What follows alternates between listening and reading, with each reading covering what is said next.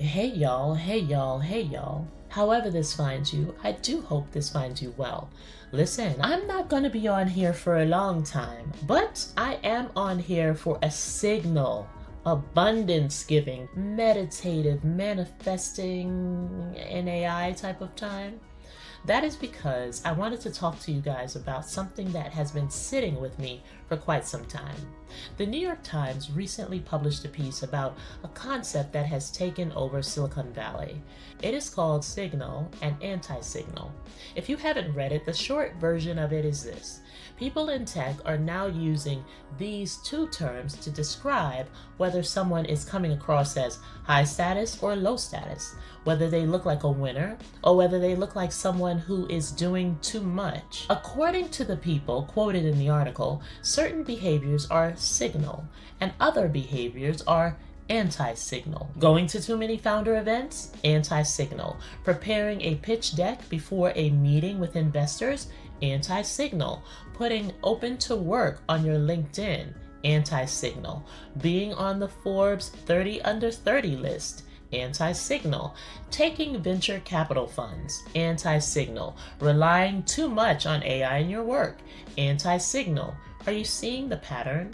Almost every move available to a person trying to enter into the field is anti-signal. Every move available to a person trying to be seen, trying to be considered, or be evaluated on substance is anti-signal.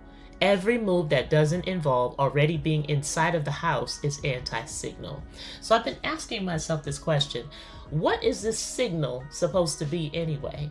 And the answer, when you look at it very carefully, is that signal is whatever the people already inside the room have decided counts. Signal is the aesthetic, is the look of having already arrived. It's the fake it until you make it.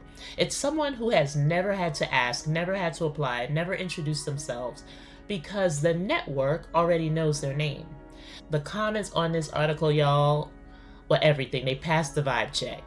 One person said that it's like a middle school clique with platinum cards. Another compared it to the Wall Street disposition right before the 2000 tech crash.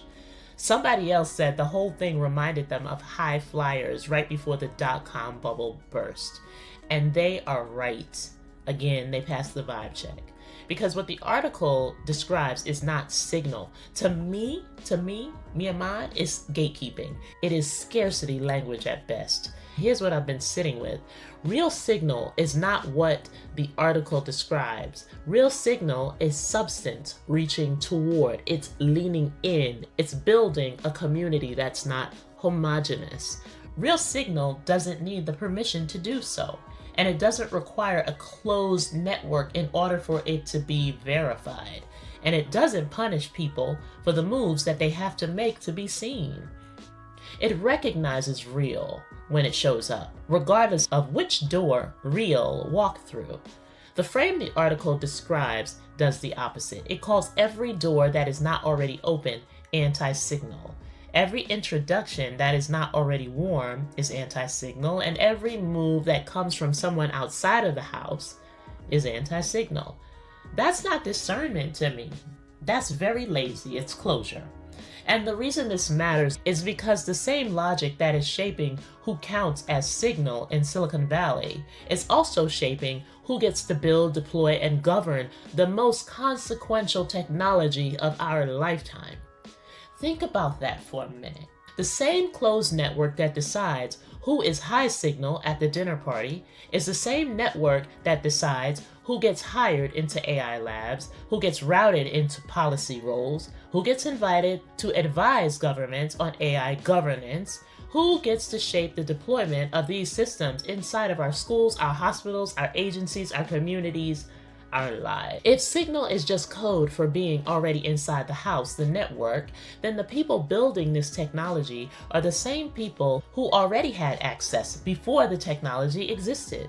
The pipeline reproduces itself. It is homogeneous. The closed loop is super tight then. And the people who get filtered out are the people most likely to understand what these systems will do to the communities that they touch each and every day.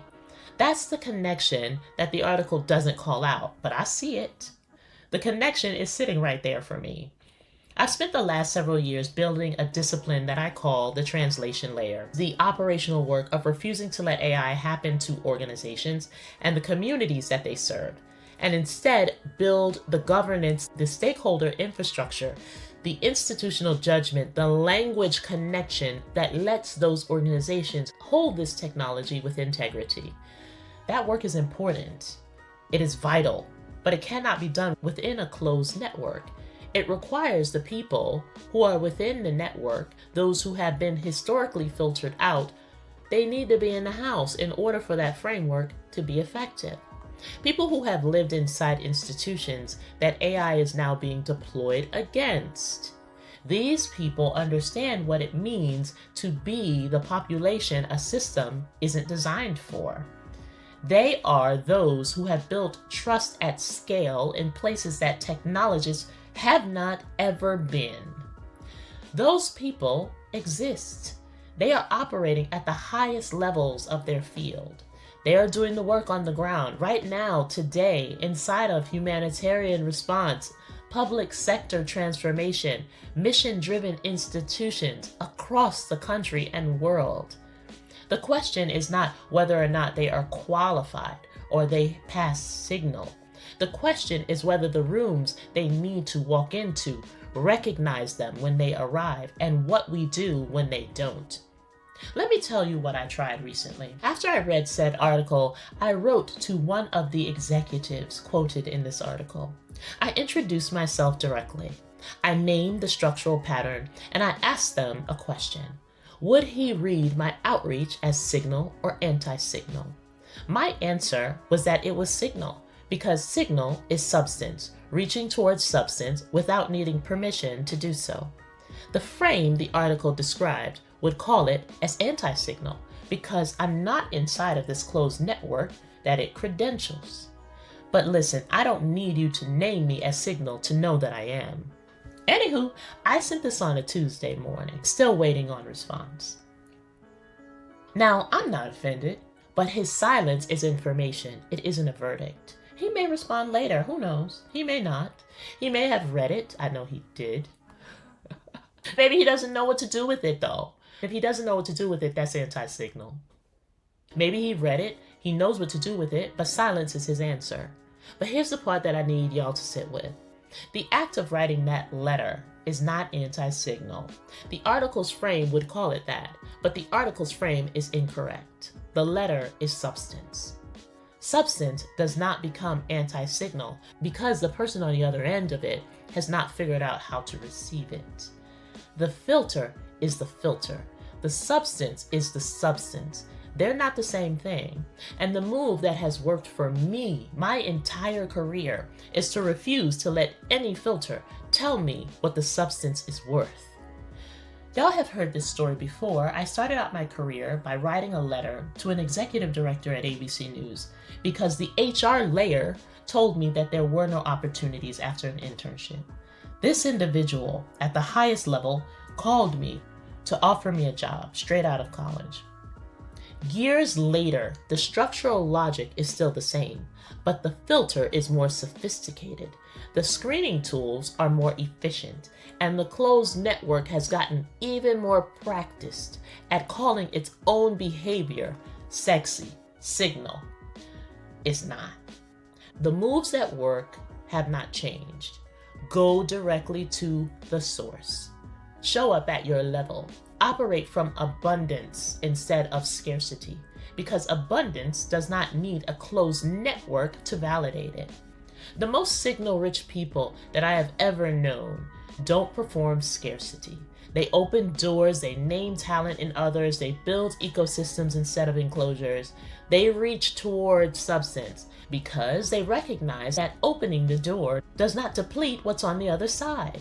That is the standard. That is future state. That is abundant.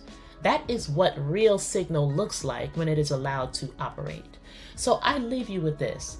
The frame that the article describes is not the only frame. It is not even the most useful frame, especially right now.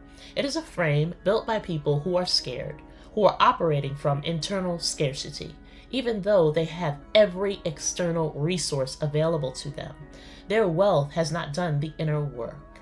The aesthetic of having arrived is not the same as knowing who you are and having actually arrived. If you're someone who has been told you don't have the right look, the right pedigree, the right network or credentials, the right anything, I need you to hear me clearly. That is not a verdict on you. That is a verdict on the filter. The filter is too small to recognize what and who you are.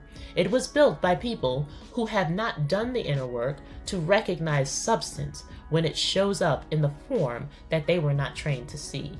The filter is the problem, baby. You are not. You don't need their frame. You're allowed to operate from a different one. You're allowed to assume that the door is open and the table is set. You write the letter, you send the email, you introduce yourself, you are on go. The level that you operate at, your work speaks volumes and the substance compounds. The right rooms recognize real when it shows up, regardless of how it arrives. That, my friends, is signal. Everything else is scarcity. It's theater. Well, I told you I would not be on here for a long time, but for an abundance and a signal-giving time. And I delivered. As always, share this with someone who needs to hear it today. Hit that like button, subscribe for more, and remember, until next time, you are capable of big things.